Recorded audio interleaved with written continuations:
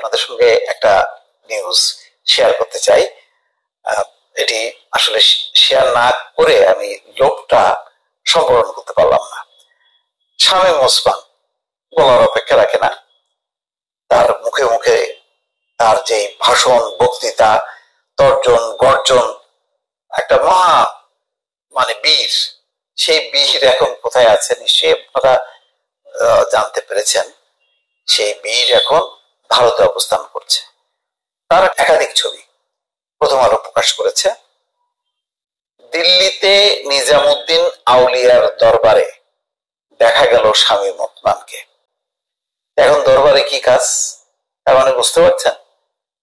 বাংলাদেশ থেকে পালাই গেছে সোজা অর্থে। ওই যে পালাবো না, ওবায়দুল কাদেরের এই কথা আসলে উনি নিজেও এটা রক্ষা করেননি। হয়তো আমরা নিজেরাও দেখতে পাবো কয়েকদিন পরে যে পালাবো না এই ব্যক্তিটা কোথায় আছেন।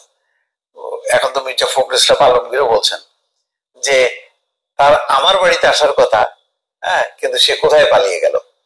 তো যাই হোক, এখন এখানে যে খবরটা সেটা হলো ভারতের একটি বিশ্ববিদ্যালয় থেকে স্নাতকোত্তর চূড়ান্ত পরীক্ষা শেষে 1 মাসের ছুটিতে দেশটি ঘুরে দেখতে বের হয়েছিলেন বাংলাদেশের মনিরুল হক। দিল্লিতে পৌঁছে সন্ধ্যার পর যান নিজামুদ্দিন আউলিয়ার দরবারে।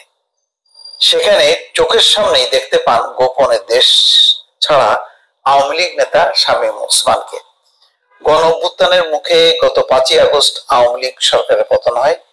সেদিনই দেশ ছেড়ে ভারতে চলে যান সাবেক প্রধানমন্ত্রী শেখ হাসিনা।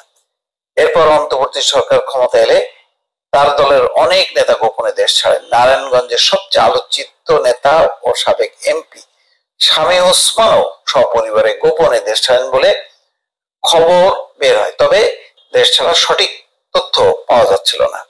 সরকার পতনের 2 দিন আগে তথা 3রা আগস্ট শামীম ওসমান দেশ ছেড়েছেন বলে চাউর হয়েছিল। কিন্তু সেদিন ধানমন্ডিতে আওয়ামী লীগ সভানেত্রীর কার্যালয়ে দলের সাধারণ সম্পাদক ওবায়দুল কাদেরের সংবাদ সম্মেলনে উপস্থিত হয়ে সাংবাদিকদের জানান তিনি দেশেই আছেন।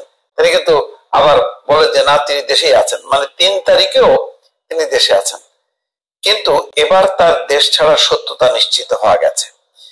চলতি মাসের 5ই সেপ্টেম্বর অর্থাৎ সরকার পতনের ঠিক 1 মাসের মাথায় তাকে দিল্লির নিজামুদ্দিন আউলিয়ার দরবারে দেখেছেন ফ্রিল্যান্স ফটোগ্রাফার ও নির্মাতা মনিরুল হক। মনিরুল হক সিকিম বিশ্ববিদ্যালয় থেকে স্নাতকোত্তর চূড়ান্ত পরীক্ষা দিয়ে বাংলাদেশে ফেরার আগে ভারতের বিভিন্ন জায়গায় ঘোরেন। তিনি 5ই সেপ্টেম্বর সন্ধ্যায় নিজামুদ্দিন দরবারে বসেছিলেন। এই সময় হঠাৎ তার কানে বাংলাদেশ শব্দটি আসে। খেয়াল করে দেখেন এক ব্যক্তি বাংলাদেশের নাম উচ্চারণ করে দোয়া করছেন। তখন সঙ্গে সঙ্গে মোবাইলের ক্যামেরা চালু করে ভিডিও করা শুরু করেন তিনি। মনিরুল সেই ভিডিও প্রথম আলোকে দিয়েছেন।